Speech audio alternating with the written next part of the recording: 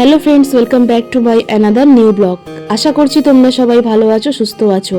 তো আজকের ব্লগটা স্টার্ট করছি একদম সিঁড়ি দিয়ে নামতে নামতে। তো তোমাদের সাথে শেয়ার করি আমি এখন কোথায় যাচ্ছি। আমি আজকে যাচ্ছি শিলিগুড়িতে খাটুর শ্যাম মন্দিরে। তো এই ভিডিওটা আমার করে রাখা ছিল, তোমাদের সাথে শেয়ার করা হয়নি, তো ভাবলাম আজকে একটু তোমাদের সাথে ভিডিওটা শেয়ার করি। তো আমার রুম থেকে বেরিয়েই বাইকটা আমার এখানেই থাকে, তো এইখান থেকে গাড়িটা বার করে নিচ্ছি, বার করে নিয়ে তারপরে সোজা চলে যাব খাটু শ্যামজির মন্দিরে। তো এখানে আসলেই না বরমশাইকে বারবার বলি চলো একটু মন্দিরে দর্শন করে নিয়ে আসো বাবাকে। তো অনেকদিন ধরে যাব করছিলাম, যাওয়া হচ্ছিল না, তো আজকে সেই মতো রেডি হয়ে বেরিয়ে পড়লাম। তো আজকে একটা জিনিস তোমাদের সাথে শেয়ার করি, আজকে ছিল আমার বার্থডে। যে বার্থডেতে এত সুন্দর একটা গিফট পাবো সেটা এখনো পর্যন্ত আশা করতে পারিনি যতক্ষণ না মন্দিরে এসছি। তো মন্দিরে ঢোকার আগেই মন্দিরে ছিল সামনের দিকে একটা দোকান, যেখানে পুজো করার সামগ্রী বিক্রি হয়।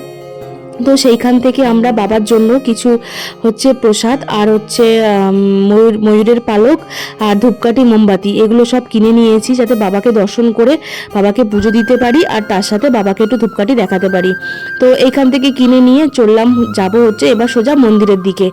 আর মন্দিরে যাওয়ার আগে একটু হাতটা ভালো করে ধুয়ে পরিষ্কার পরিচ্ছন্ন হয়ে মন্দিরে ঢোকাটাই আমার মনে হয় সব থেকে ভালো। আর আমি যে কোনো মন্দিরে যখনই যাই তখনই এইভাবেই ঢুকি। তো তোমাদের সাথে একটু দোকানটা শেয়ার করি। এই শিলিগুড়ির যে খাটু শ্যামজির মন্দিরটার তার সাথে গায়ে লাগানো রয়েছে এই পুজোর সামগ্রীর দোকানটা।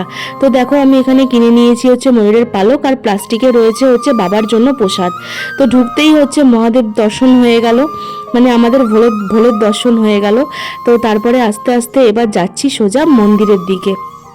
তো আমরা জানো তো এত ভালো একটা সময়ে এসেছি যে এই টাইমে এসেই দেখছি বাবার আরতিটা সবে মাত্র শুরু হবে।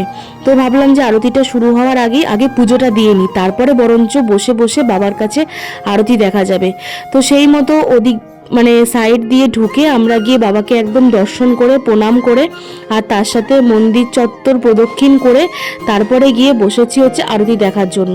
তো তোমাদের সাথে শেয়ার করি এখন বাবার আরতি হচ্ছে। আর আমি জানো তো এই ফার্স্ট টাইমই বাবার আরতি দেখলাম, আগে আমি মন্দির দর্শন করেছি কিন্তু কোনোদিনও খাটু শ্যামজির আরতি আমি দেখিনি। কিন্তু আজকে আমার দিনটা যে এত ভালো ছিল যে আজকে আমি বাবার আরতিটাও দর্শন করে নিলাম। চলো এবার তোমাদের সাথে মন্দির চত্বরটা একবার দেখাই, মন্দিরটা কতটা সাজানো গোছানো আর কতটা সুন্দর। আমার তো ভীষণ ভালো লেগেছে। আর আমি জানো তো আগের বছর 2025-এ আমি দুর্গাপুর গিয়েছিলাম যখন, তখনও আমি খাটু শ্যামজির মন্দির দর্শন করেছিলাম, দুর্গাপুরের। আর এখানে শিলিগুড়িরটাও দর্শন করলাম। আমার এই শ্যামজির মন্দিরে আসতে ভীষণ ভালো লাগে। এখন মন্দিরে পুজো দেওয়া হয়ে গেছে, এখন মন্দির থেকে বেরিয়ে যাব সোজা বাড়ির দিকে। তবে তোমরা জানো কিনা জানি না, খাটু শ্যামজির মন্দির দর্শন করে একদম কিন্তু পিছন দিকে করে ফিরতে নেই। এটা আমার শোনা কথা।